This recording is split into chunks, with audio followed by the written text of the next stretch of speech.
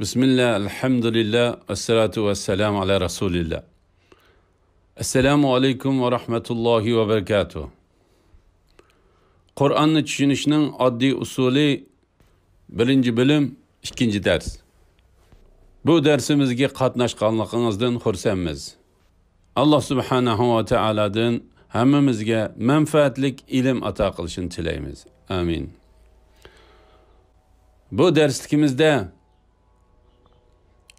Qur'oni Kerim'den Sure Fatiha'nın 1. ayetinden 3. ayetlergacha grammatiki qismida muslim, mu'min, mushrik, kafir qatorliq ham so'zlarning Qur'oni Kerim'de taxminan 1200 qitimdek takrorlanadigan 14 yeni ham so'zni o'rganamiz inshaalloh. Biz ikkinchi darsni tamomlaganda Qur'oni Kerim'de taxminan 8600 qitimdan ko'p uchraydigan 27 ham so'zni o'rganib olamiz inshaalloh. Albatta her birimiz biz o'zimizga berilgan 7 topshiriqni unutib qolmasligimiz kerak inshaalloh. Yani bu 7 topshiriq 2 qiroatdan 2, yani yodiga ham mushafdan kam bo'lganda 5 minutdan. Bugun ish to'g'risida 2 topshiriq, yani kitobdan ham so'z yanchiqligidan o'rganish. Ders to'g'riliq o'zaro so'rashish, yani paranglashish, hamrohlarimiz, do'stlarimiz, balavoqa oiladagilar bilan. Namazda o'xshamagan so'rlarni, yani so'rlarni almashtirib o'qish. Oxirida o'zimizning mush Qur'onni o'rganishga tanlanganligimizga Alloh subhanahu va taologa shukr etish bilan birga hargizmi bundan voz kechish orqali Alloh subhanahu va taoloning bu tanlashini rad qilmasligimiz, hem o'zimizga duo qilishimiz, hem savoqdoshlarimizga, boshqa musulmonlarning mush Qur'on o'rganish kursidagi musulmonlarga duo qilishni unutib qolmasligimiz kerak. Endi Sure Fatiha'ni boshlaylik inshaalloh. Oldi bilan tanishtirish. Sure Fatiha Qur'ondagi tunji qitim to'liq nozil bo'lgan sura. Bu sure favqulodda muhim bo'lg'achqa Alloh subhanahu va taolo bizni bu surani kunda, har kuni, har vaqt namozda, har bir rakatda o'qishga buyurgan. Sure Fatiha'dagi so'zliklar bilan Tavuz, yani panoh tilash duosidagi so'zliklar, yani A'udhu billahi mineşşeytanirracimdagi so'zliklar Qur'oni Kerim'de taxminan 9000 qitim uchraydi. Subhanallah. 9000 qitim, yani 9000 qitim deganlik biz o'tganki darsliklarimizda zamonimizda besilayotgan Qur'oni Kerimning eng o'rtaq qismininki bet soni 600 bet deb o'rgandik. Her bettiki qur soni 15 bo'lib, jami 600 ni 15 ko'paytganda 9000 qur kelib chiqadi. Subhanallah.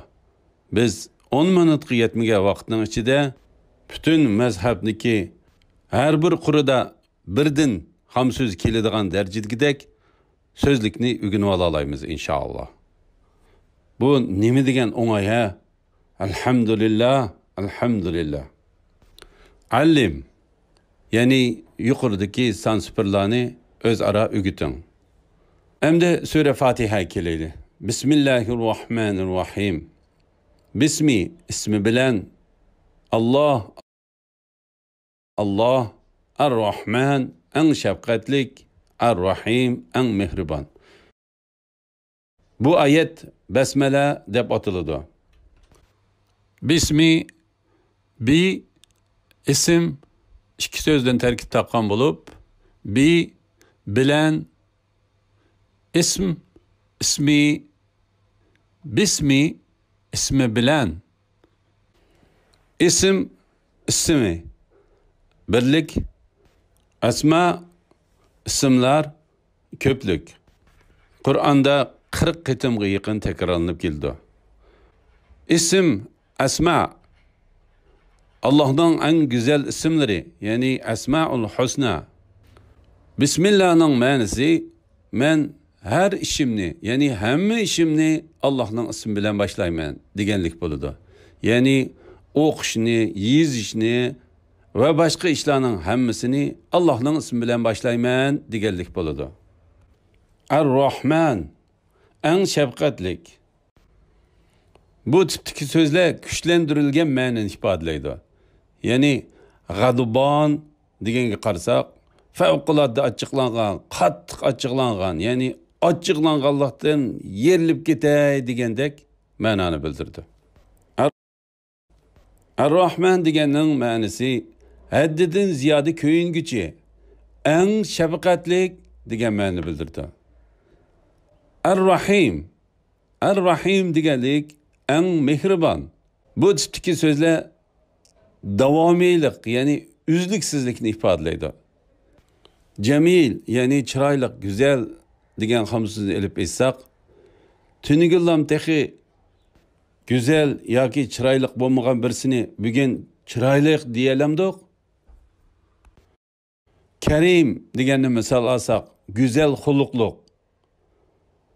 Tunigillam texi qalaymaqan mehnat gaplarni qilib yurgan odamni bugun go'zal xuluqliq, ya'ni karim deyolmaymiz albatta.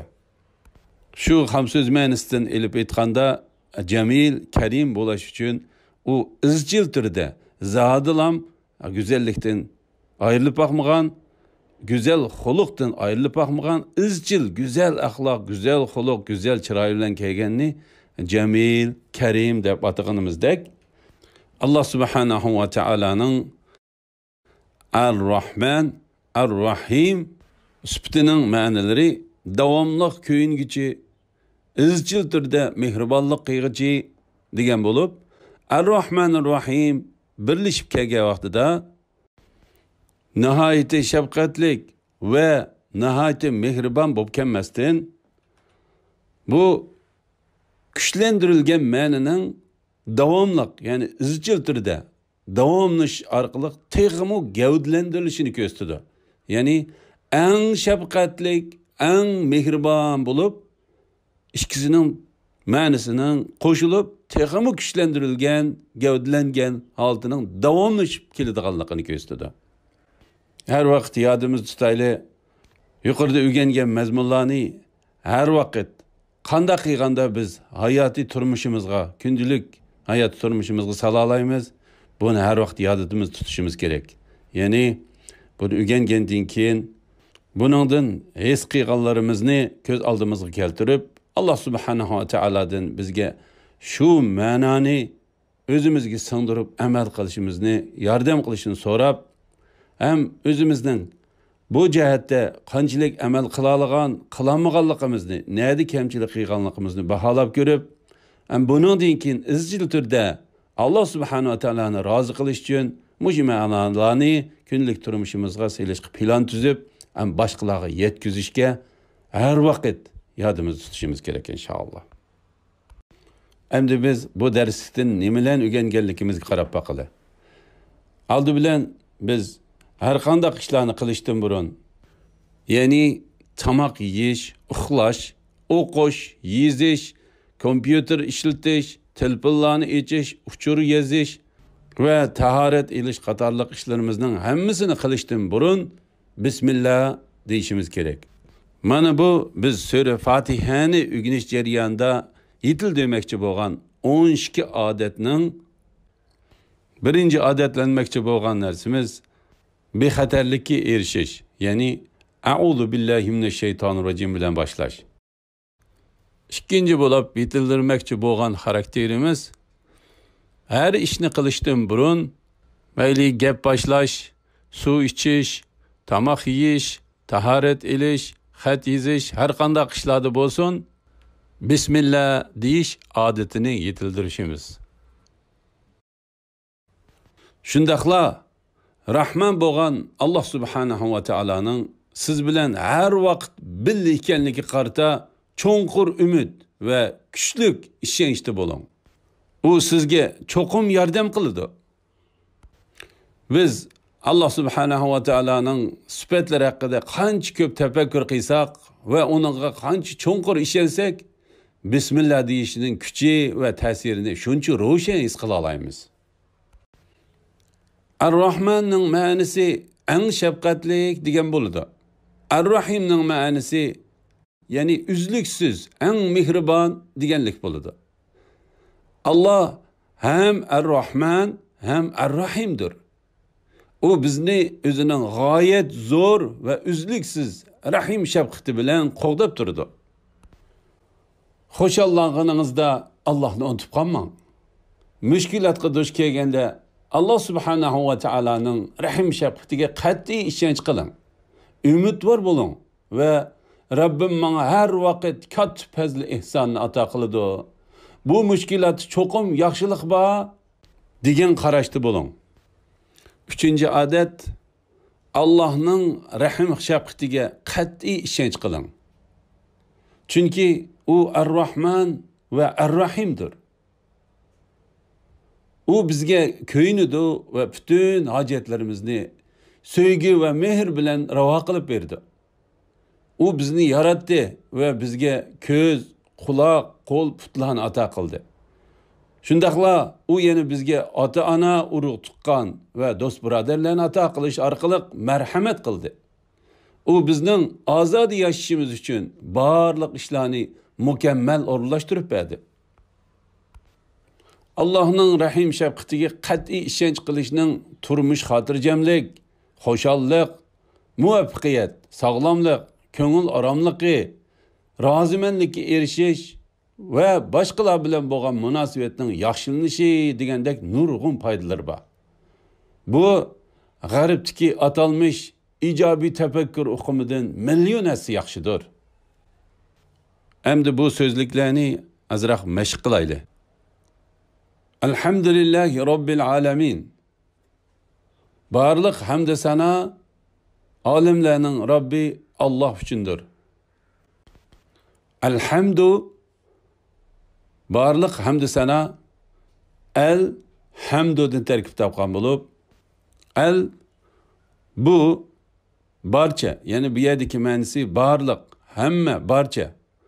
Hamd ikki xil ma'nodan tarkib topgan bo'lib, birinchisi madhiya, ikkinchisi tashakkur. Bu xuddi biz assalomu alaykum deganimizda salom sizlarga bo'lsin degandiki, assalamdiki el bu yerda bu emas, barliq, amonlik, tinchlik, xotirjamlik sizlar uchun bo'lsin. Ya'ni men birsiga assalomu alaykum degan vaqtimda uningga birli narsaning yoki bu salomningla emas, sizning turmushingizga xotirjamlik bo'lsin. Sizning o'rganishingizga utuqlik bo'lsin.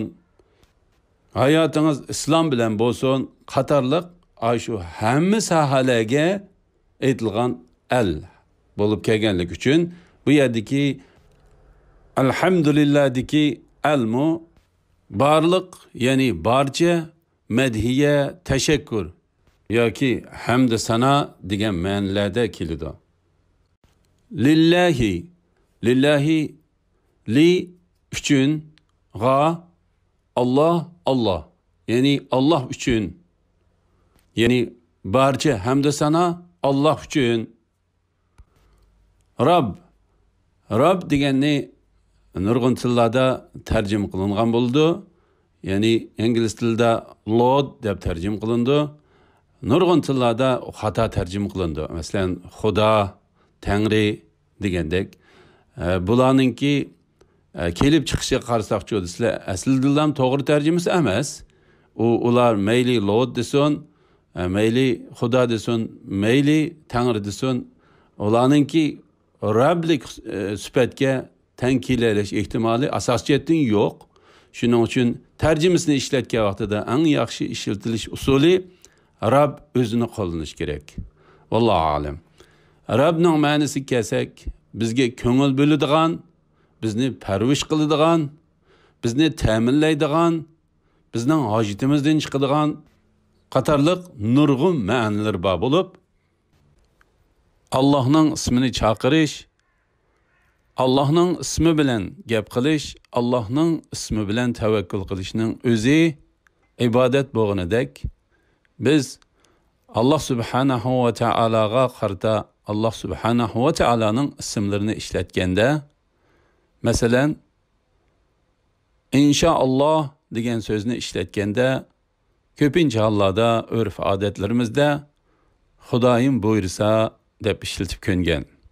Ham bu yerda biz mushu inshaalloh bilan Xudoyim buyursa degan so'zni o'zaro kirishtirib buni ishlatib baqsaq, inshaalloh deyishimizning o'zi Allohdan bir ishning bo'lishini umid kutib tavakkul qilganlik, ya'ni ibodat bo'ladi. Tavakkulning o'zi ibodat. Endi mushu so'zdagi inshaalloh degandiki inshaalloh, Alloh xolisa, Alloh buyursa, Alloh nasib aylasa. Agar Alloh nasib aylasa. Endi Uyg'urchasiga kelganda Xudoyim buyursa. Mushu inshaallohni Allohning yana bir sifatiga sab baqsaq, Rahman, Rahim, Rob. İnsha Rahman desek bo'lamdi. Masalan, bir kishi uningga haq yetkazilgandan keyin islomga kirib, musulmon bo'lish uchun ashhadu an la ilaha illa Rahman desa yoki ashhadu an la ilaha illa Rahim desa yoki u xolisa ashhadu an la ilaha illa Rob desin, bu hargiz hech qaysimiz mayli dinni bilayli bilmayli uning to'g'ri demaganligini e'tirof qilamiz. Bu yerda cho'qim u to'g'ri islomga kirib haqiqiy musulmon bo'lish uchun ashhadu an la ilaha illalloh va ashhadu anna Muhammadan Rasululloh deyish kerak. Endi hozirgi turmushimizdagi Xudoyim buyursa deganni salsak, urf odatimizdagi. Bu yerdagi Xudoyim degan Allohning tarjimasi emas. Ba'zanlar o'zlari tarjima qilib olib yoki o'zlari isbot qilib olgandek, bu ingliz tilidagi God yoki Rob deganning tarjimasi deyishkiniga salsak, bo'pti. Talishqanning o'rniga bularning shu qo'ygan isbotini ekilib, bu Rob deganning tarjimasi bo'lsin yoki Rahman deganning tarjimasi bo'lsin, albatta emas. Shuni ekilib, bu yerdagi ashhadu an la ilaha illa Rahman yoki illa Rob deganga salsak bo'lmaganidek, u albatta bo'lmaydi. Ham futirab turolmaydi. Shuning bilan birga fi amanillah deganni Allohga omonat deymiz. Bu mu o'xshash fi amani Rahman, fi amani Rob degili bo'lmagandek, qandaqsiga Xudoyimga omonat bo'lsin. Bu zotlar kimning xudosi, nereden keldi? Bu nimaning tarjimasi? Shunlashqa bu yerdagi mening ta'kidlab qo'ymoqchi bo'lganim, tilga yoki urf odatga tushuntirish berib tuzitish kirgizish emas, to'g'ri tushunsak. Mening yetkazmoqchi bo'lganim, bu darsimizga munosabatlik, ya'ni Alloh subhanahu va taolaning ism sifatlaridan Rob degan sifatiga munosabatlik bo'lgan, bizning tilimizda xato ishlatilib kelayotgan Xudo yoki Xudoyim so'zining dinimizda hech qanday asosi yo'qligini, ya'ni bizga bilindirilgan, biz o'rgangan islomik ilmda eng muhim bo'lgani tavhid. Tavhid demak rububiyya, uluhiyya, asma va sifat. Tavhid faqat mushu 3 tur bilanlam u to'liq vujudga chiqadi. Bu 3 turdagi asma va sifat deganimiz Alloh subhanahu va taolaning ism sifatlarini o'rganib, tushunib, amal qilish deganlik. Biz biladigan Alloh subhanahu va taolaning ism sifatlari hadislarda ta'kidlanganidek, Abu Hurayra radhiyallohu anhudan rivoyat qilingan hadis va boshqa sahobalardan rivoyat qilingan hadislarda Rasululloh sallallohu alayhi va sallam shunday degan: Alloh subhanahu va taolaning bir kam 100, ya'ni 99 ismi var. Kimiki uni yodilasa, u jannatga kiradi degan. Bu yerdagi ahsoha deganning ma'nosi uni sanayalasa, bilalisa deganlik bo'ladi. Bu yerdagi ahsohaning ma'nosi ügünüp, tushunib, bilgan bo'g'inidek. Asosli maqsadga kelsak, Allah subhanahu va taolaning 99 ism sifatlari bizga o'rgatilgan. Endi Uyg'urchadagi agarda mushu biz ibodatda so'zlashimizda Allah subhanahu va taolaga yoki dinimizga bo'lgan so'zni ishlatgan Xudoyim degan so'zni elib aytsak, bu 99 ning to'piga qo'yilsa, 100 bo'lsa, Tangri degan qo'yilsa 101 bo'lsa, vallohu alam yana qanchasi qo'yiladi? Shunlashqa bu ibodat masalasi bo'lgan ekan, buni hargizmi millat masalasi, urf odat masalasiga qo'ymay, o'zimizning shaxsiy ishida Allah subhanahu va taala Rabbimiz bilan o'zimizning o'tirsa qo'yib, to'g'ri tushunsak. Buningda to'g'ri tushunmaydigan hech qanday ish yo'q, talash tortish qildigan. Meningki Allah sizlarning Rabb, sizlarning Xudo, ularning Tangri emas hargiz. Hammamizning ilohi, hammamiz e'tirof qilamiz Allah. Allahning tarjimasi yo'q. Faqat Allahning sifatlari shu Allah subhanahu va taolaning Allah degan ismidan kelib chiqqan xolos.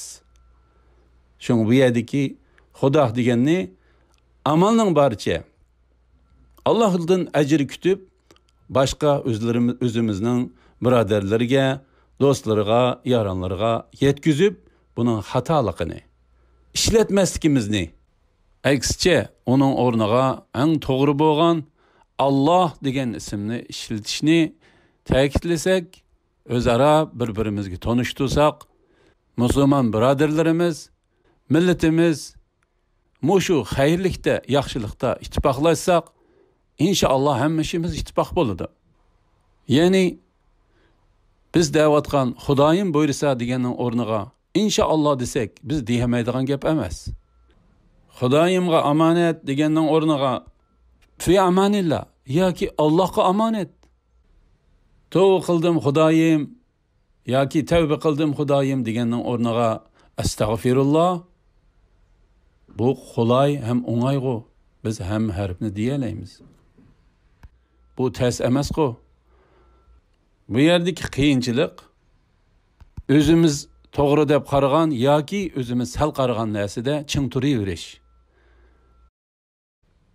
Faqatla hayotimizni Allohga ibodat qilishda Rasululloh sallallohu alayhi va sallamning sunnatiga talto'kis agishish bilan, o'zimizni isloh qilish bilan Allah subhanahu va taolaning yaxshi ko'rishiga erishalasak, hozirgi ko'z oldimizdagi mushu sinoqlar, mushu fitnalar o'tib ketadi. Buning ishimiz inshaalloh. Allah subhanahu va taolaga umid qilib, tavakkul qilib, uning rahmatiga erishib jannatga kiramiz deydigan plan bilan bo'lgan har qaysi musulmon mu'minlar dinni faqat va faqatla Allah bizga avatgan elchisi Muhammad sallallohu alayhi va sallamning sahabalariga, ya'ni salaf solihlarga o'rgatganlari bo'yicha o'ginib, amal qilganlari bo'yicha bo'ysunsak, mana bu to'g'ri haqiqiy islom bo'ldi. İnşallah bu ilim yetkendan keyin meningcha buningga sal qaraydiganlar yo'q bo'lishi mumkin deyman. Allah subhanahu va taolo hammamizni shu salaf solihlarning o'rgangan amal qilganlarini nasib aylagay. Allah subhanahu va taolo hammamizga tavfiq, hidoyat ato qilgay. Barakallohu fikum. Alamin. Alam, dünya, alem demektir. Alamin köplükü bulup alemler. Bu Kur'an-ı Kerim'de 73 qitimdek tekrarlanıp keldi. Oylab bakaylı. Biz yaşavatkan bu alemde milyardlagan adam, trilyonlagan haşaretler ve onun da mı köp alem cisimlerini tasavvur qilib bakaylı. mana bu yerdagi Rab mana mushu olamlarning Rabbi. Ya'ni biz insonlarni la emas, hayvonlarni, cansizlarni, deldaraqlarni, mayli suyuqlikdagi, ya'ni dengizdagi bo'lsin, mayli qurg'oqlikdagi, çölliklardaki, tağlıklardaki hayvanlar bolsun, deldirekler bolsun, uçar kuşlar hayvanatlar bolsun, şularning hammasininki iş faaliyetleri, icra qilinish jarayonlarini, amallarını, niyetlerini, o'sishini, qurishini, hatta o'lishini ko'rsatib, kuzatib, shuni ta'minlab turadigan zot mana bu Rab Allah subhanahu va taolodir. Hamda biz yana shu o'rganganlarimizni his qilib, ko'z oldimizga keltirib, Allah subhanahu wa ta'aladan yordam so'rab, o'zimizningki qanchalik qila olgan, qilolmaganligimizni baholab, buningdan keyin texim yaxshi qilishga plan tuzib, boshqalarga taqtayli inshaalloh. Endi o'rganganlarimizni tushunib o'taylik. Alhamduning ikki xil ma'nosi bo'lib, birinchisi hamd sanani, ya'ni Allohni chin yurakdan madhiyalashni ko'rsatadi. Yani ey Allah, sizlar eng katta, sizlar eng ulug' yaratquchi, sizlar eng shafqatlik va eng mehribon degandek. Alhamduning ikkinchi xil ma'nosi tashakkur etish, ya'ni Allohning hisobsiz ne'matlari uchun uningga rahmat etish deganlikdir. U sizga amin esenlik, yemak ichmak, namoz o'qish fursati, duo qilish fursati qatorliqlarni ato qildi. Allah subhanahu wa ta'alaning ulug'ligi haqida o'ylaning va uni his qiling. U bizning Rabbimiz. U o'zining sonsizligan maxluqotining holidan xabar oladi va ularning rizqini o'rinlashtirdi. Bizning bu darslikda yetildirmoqchi bo'lgan 4-odatimiz olam va koinot haqidagi bilimingizni mo'llashtiring va koinot haqida ko'p tafakkur qiling. Fen texnika, matematika ve tarih bilimlerini astoydil o'rganish sizga koinotning yaratquchisi ve pervishkor bo'lgan Rabbimizning ne kadar ulug' ekanligini his qildirdi. Neticede siz Allohni chin qalbingizdan madhiyalaydigan bo'lasiz. O'ylab ko'ring. Siz qancha qitimlab olamdagi ajoyibotlardan hang-tang bo'lgan vaqtingizda elhamdülillah, yani barcha hamd sana Allah xosdir deyishni unutib qoldingiz. Buni o'ylab ko'ring. 5-odat, har vaqt, har qanday ahvolda, yeb ichganda, uxlaganda, safarga chiqqan vaqtlarimizda, uyg'onganda, mushkul paytlarda Allohning fazliga nail bo'lganda Allohga hamd sana tashakkur eting. Endi biz birden bu ham so'zlarning ma'nosini mashq qilaylik. Ar-Rahmanir-Rahim. Eng shafqatlik, eng mehribon. Biz endi bu o'rgangan ham so'zlikni his qilganlarimizni ko'z oldimizga keltirib ko'rib boqaylik. Ar-Rahmanir-Rahim. Rahim birovga favqulodda kuyinish va yaxshi ko'rish degan ma'noni bildirdi. Allah'ның bizge üzlüksüz revişte ne kadar rahim şefkat yağdırdıganlığı qarasak, bununla birle misal berişki to'g'ri kelsa, Allah biz yaşavaqa yer şarini asman boşluqida leyligen halette turg'izdi. Ama boşluqdaki bu planet intay mezmut bulup, biz onundan hatta qilchilik tavrinishni his qilolmaymiz. Eğer Allah subhanahu wa ta'ala yer şarini mushi şekilde tizginlab to'magan bo'lsa edi, yer tevrab bütün dünya haraplıkka aylangan bo'lardi. 6-odat, Payg'ambar alayhissalatu vassalam shundoq degan. Boshqalarga rahim qilmoqchiga rahim qilinmaydi. Buxoriyning hadisi. Bugun mushi soatdan yoki mushi namozdan keyin mushi hadisni anglagan yoki o'qigandan keyin musulmonlarga rahimdil bo'ling. Ularga mehr muhabbat bilan muomala qiling. Ya'ni barliq mu'min musulmonlarga rahimdillik bilan muomala qilish. Bu biz yetildirmekçi bo'lgan 12 xarakterdagi 6-cı odat. Ya'ni Allah subhanahu va taolaning rahmatiga erishish uchun barliq musulmonlarga rahimdil bo'lish odatini yetildirish. Elhamdülillah. Bu derslikimizde biz Sure Fatiha'nın 1. ayetinden 3. ayetigacha bo'lgan mazmunlarni panoh tilash duosidagi hamsizliklardan a'udhu panoh tilayman billahi bi Allah bilan min din şeytan ar-racim qo'g'landi qilingan ismi bilan ar-Rahman eng shafqatlik ar-Rahim eng mehribon alhamdu barcha hamd sana Rabbi el-alamin alemlerinin qatorliq ham so'zlarini o'rgandik. Bu ham so'zlar Qur'oni Karimda taxminan 6000 qitimdan ochiq takrorlanib keladi. Bu darsimizning ikkinchi qismi bo'lgan grammatik qismiga kirishdan burun mushu ham so'zliklarni to'g'ri talaffuz qilishni, ma'nosini bilishni mashq qilib kelsak, inshaalloh keyingi qitimliq darsimiz unumli bo'lishga foydasi bo'ldi. Biiznillah. Alhamdulillah. Hozirgacha siz o'rganayotgan bu so'zliklar inglizlarning, markslarning va yoki kimlarning bo'lsin, ularning so'zi bo'lmasdan bizni yaratib, bizni ta'minlab, ham bizni oxirida o'zi xursand bo'ladigan, bizmi mamnun bo'ladigan joyga o'rlashtiradigan ashu Rabbil alamin Allah subhanahu va taolaning so'zidir.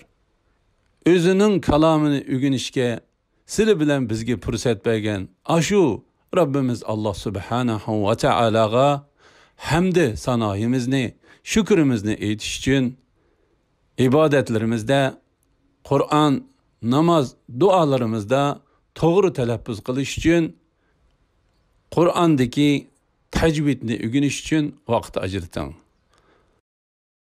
Va sallallohu ala Muhammad va ala alihi va sahbihi va sallam. Assalomu alaykum va rahmatullohi va barakatuh.